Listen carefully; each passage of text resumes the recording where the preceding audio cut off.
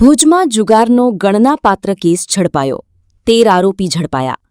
ભુજ શહેર B division પોલીસે જુગારનો ગણનાપાત્ર case શોધી કાઢી 13 આરોપીઓને ઝડપી પાડ્યા છે।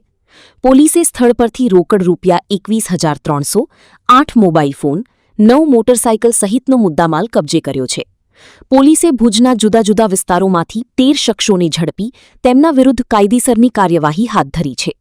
સમગ્ર કાર્યવાહી દરમિયાન કુલ રૂપિયા 21,300 રોકડ, મોબાઈલ અને વાહનો સહિતનો મુદ્દામાલ કબજે કરવામાં આવ્યો હોવાનું પોલીસની પ્રેસ નોટમાં જણાવાયું છે। રિપોર્ટ કિરણ ગોરી, ભુજ।